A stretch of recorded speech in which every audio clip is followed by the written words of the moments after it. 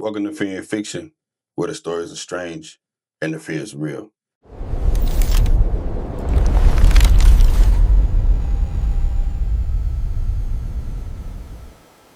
What's going on, Fear and Fiction family? This week we're going to do the hood horror stories. I know y'all love them. Now let's get into it.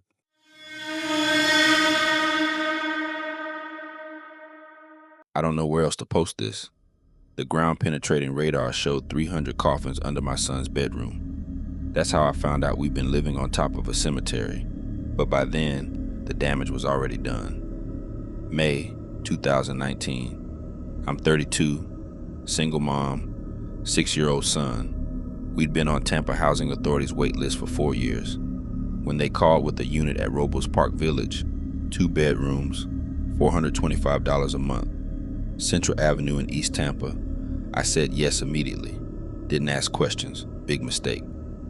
We moved in on a Saturday. The complex is massive.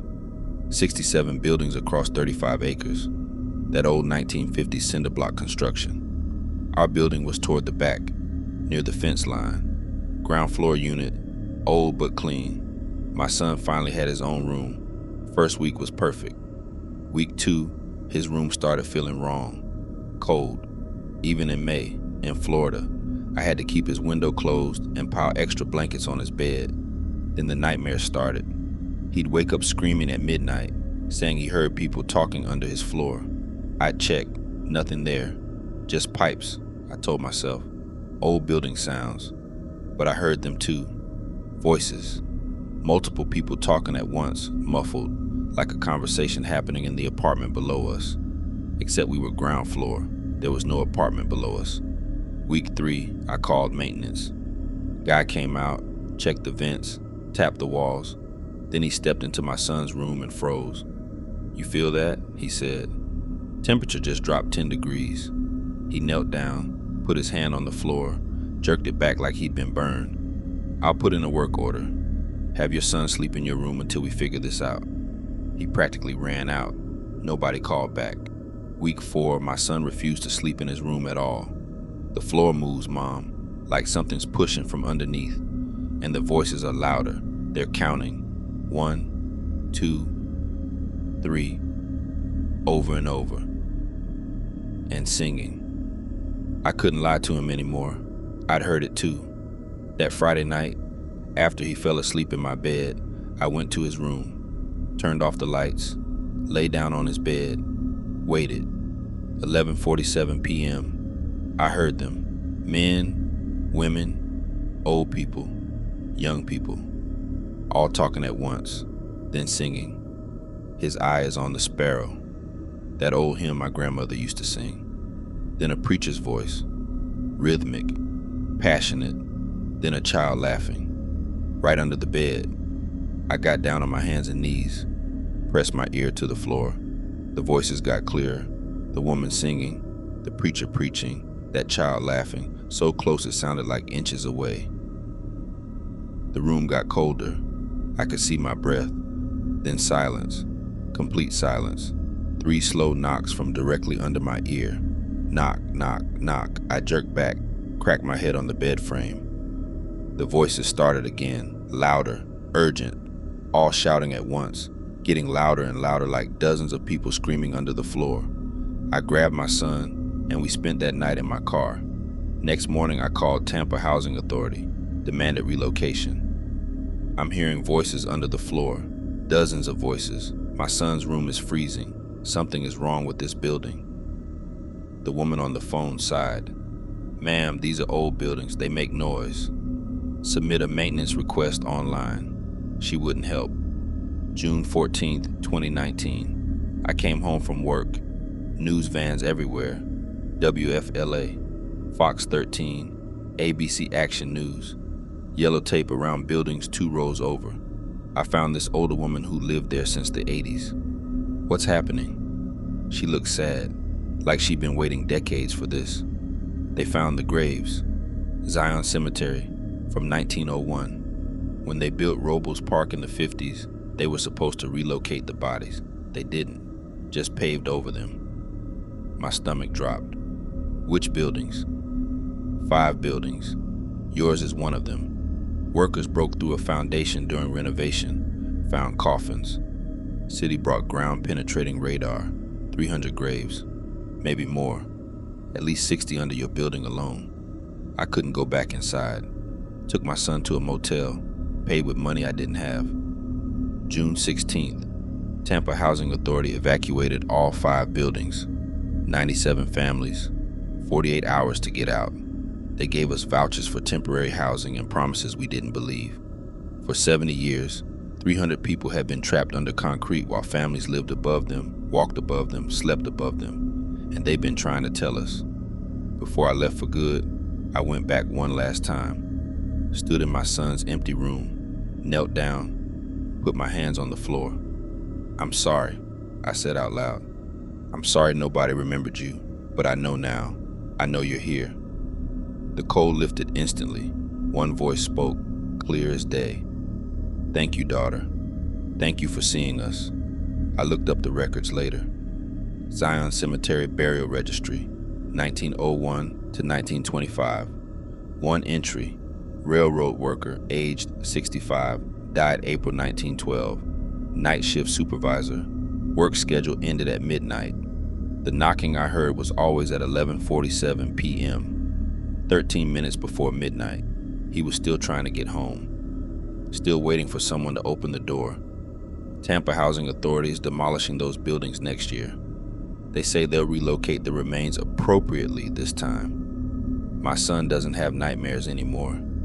But sometimes, late at night, I still hear that voice. "Thank you for seeing us."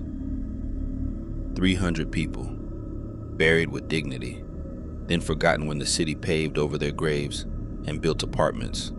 If you're looking at housing anywhere, ask what was there before. Ask about cemeteries. Ask if the records are complete. Because the dead don't rest when they're forgotten. They just keep knocking, hoping someone will finally answer.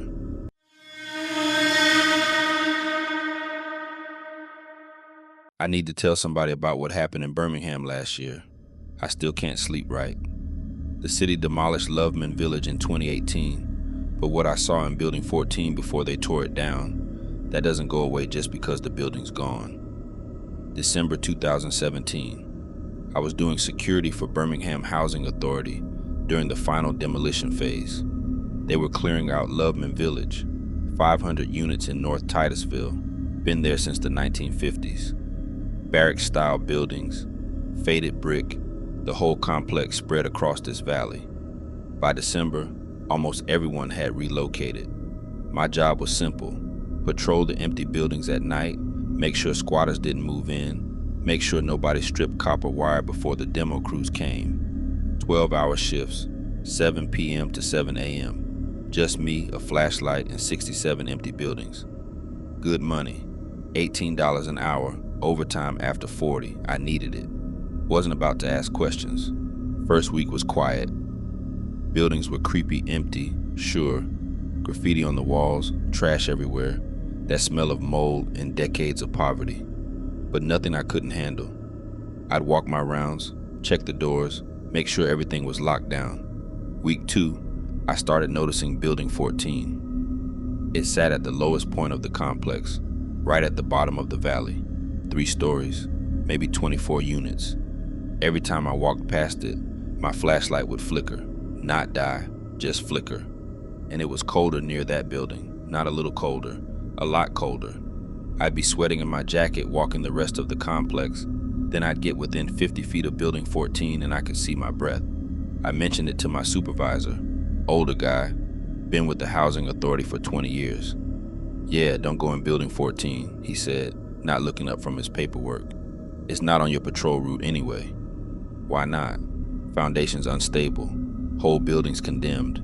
Demo crews taking it down first. Just stay out." Made sense. I stayed out. But here's the thing. Every night around 2 a.m., I'd see lights in Building 14. Not flashlights, not headlights from the street.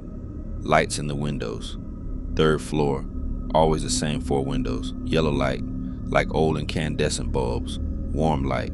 I'd radio it in. "Got possible squatters in Building 14, 3rd floor." Supervisor would come check.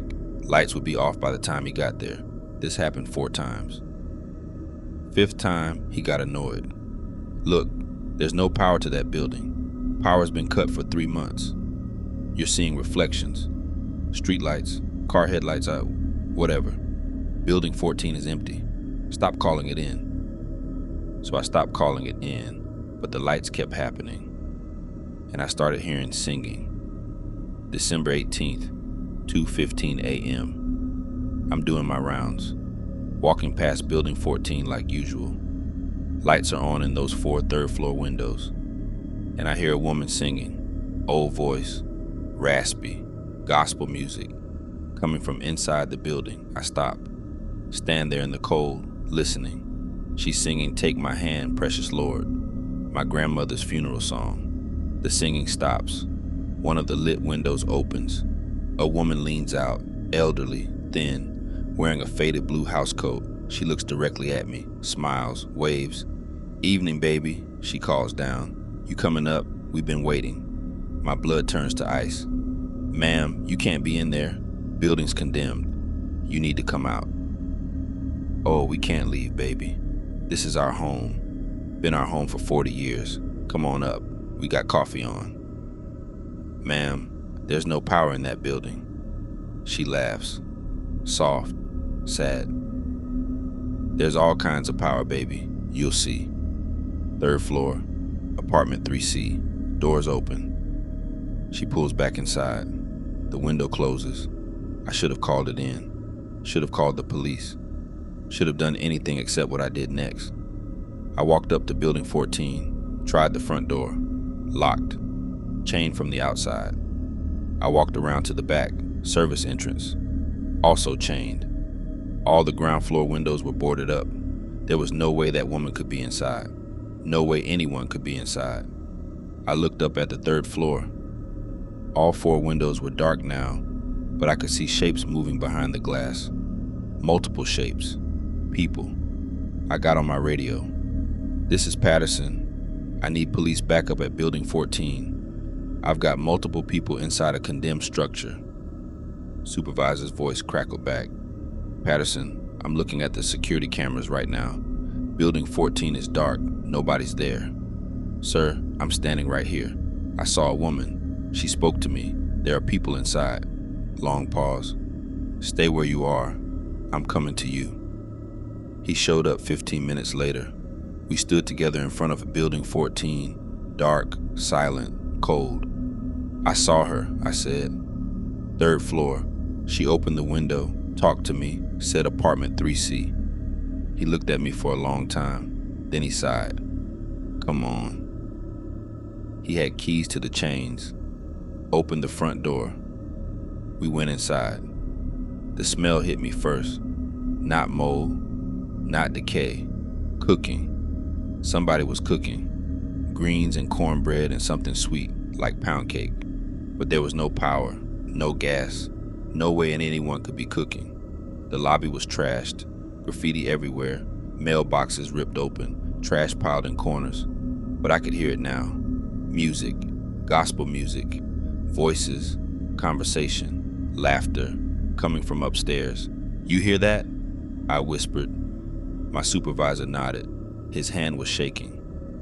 We walked to the stairwell. The sounds got louder with each floor. By the time we reached the 3rd floor, it sounded like a party. Dozens of people talking, laughing, singing. The 3rd floor hallway was dark. Our flashlights cut through the darkness, showed peeling paint and broken doors and numbers spray painted on the walls. Apartment 3C was at the end of the hall. The door was open.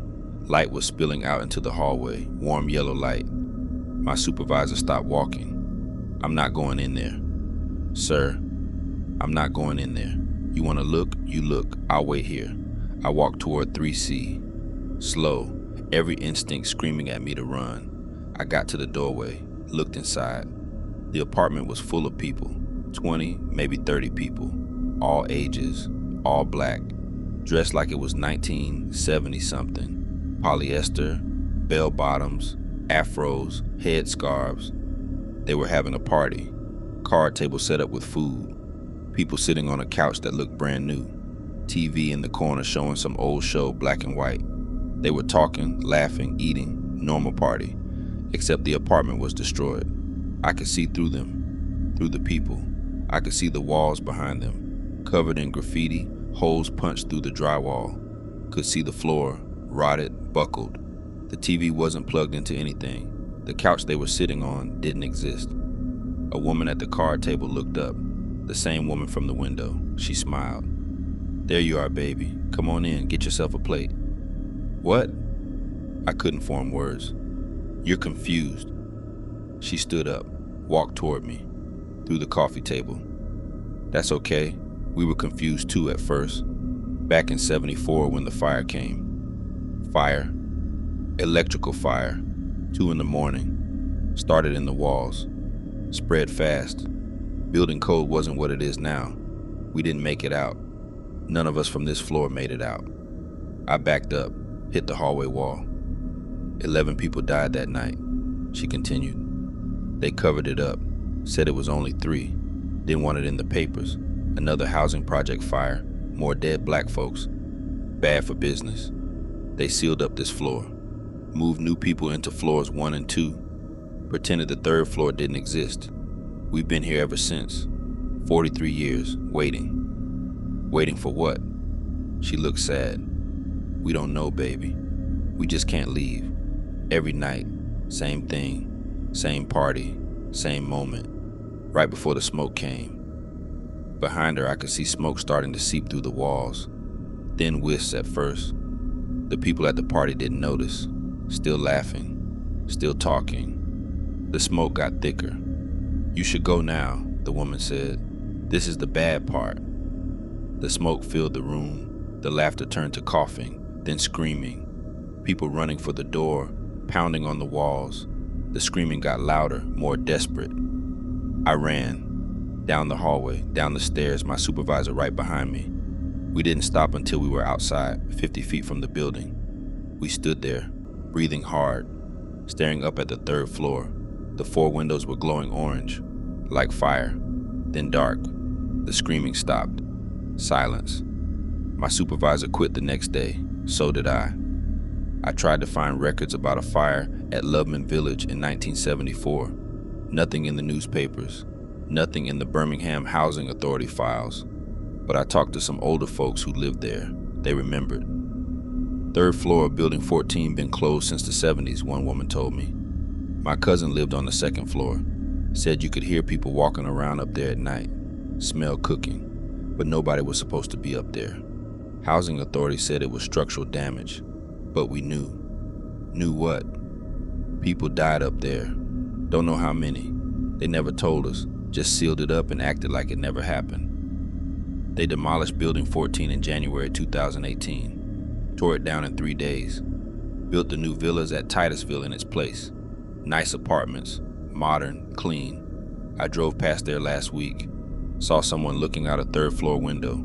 Elderly woman, blue house coat. She waved. I kept driving.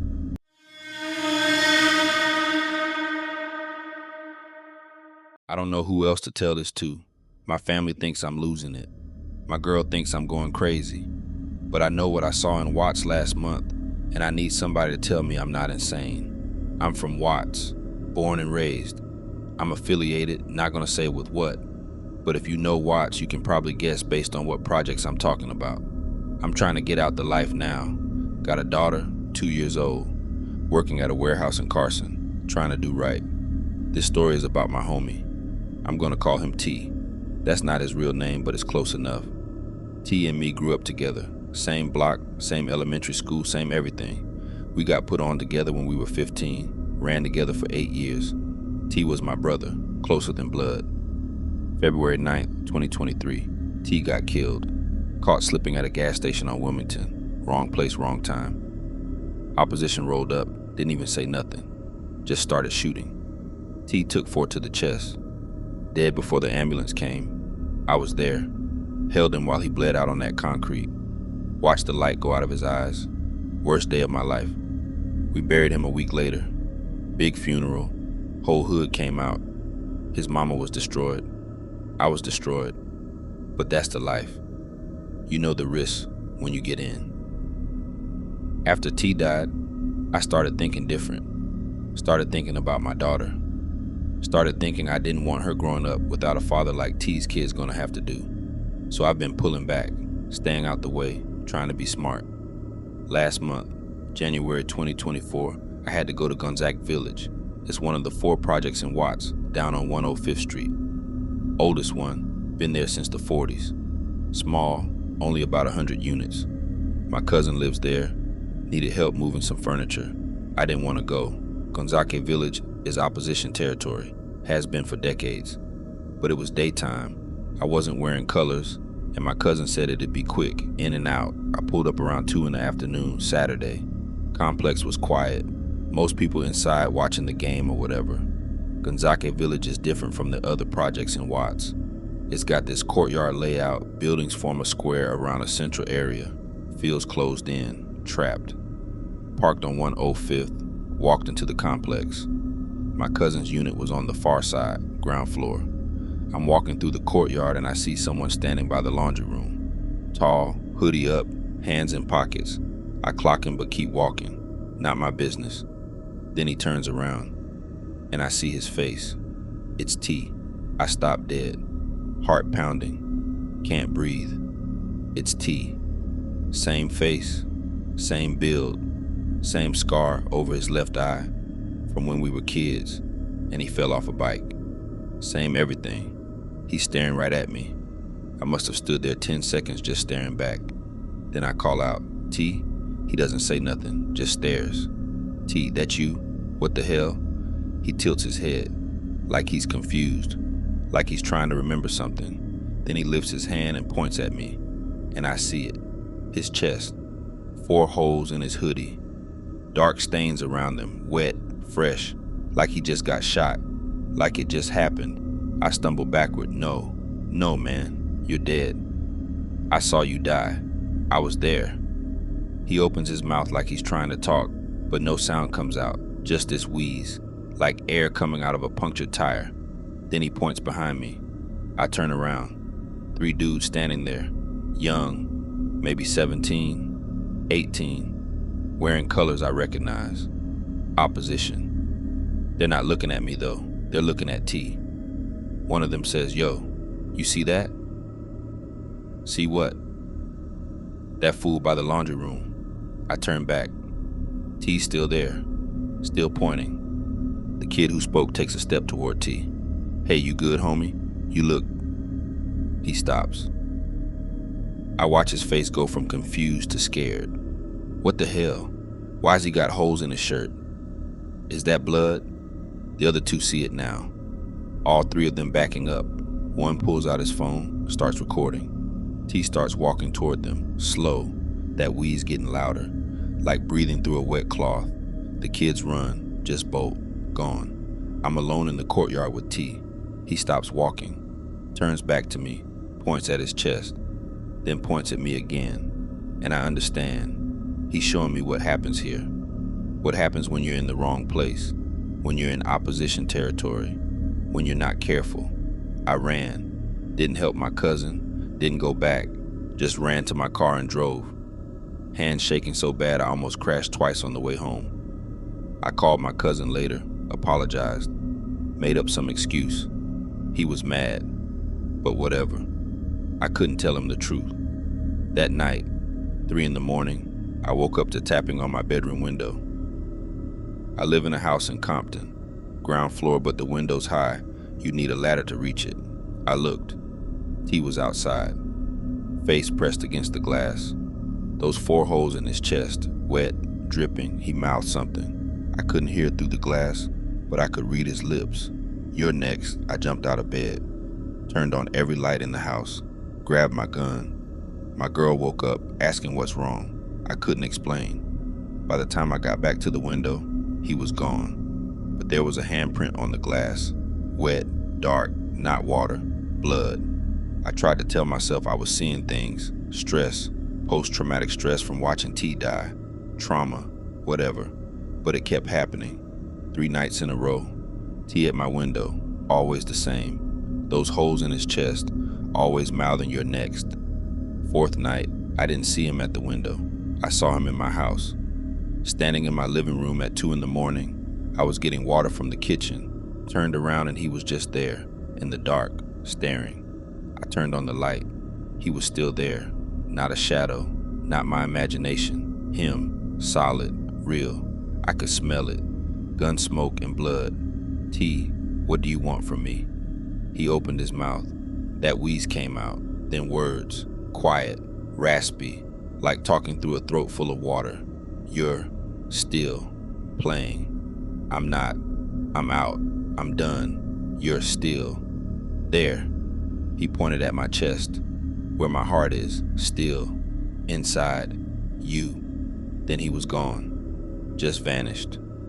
I broke down, called my OG the next morning. Older homie who got out years ago turned his life around. Told him everything. He was quiet for a long time. Then he said, little homie, that's guilt.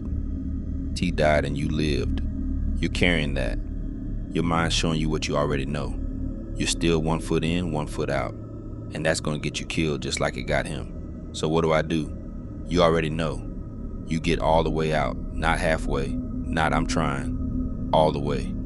Change your number, move, cut ties. You can't be in Watts and Compton around the same people, the same places, and expect things to change.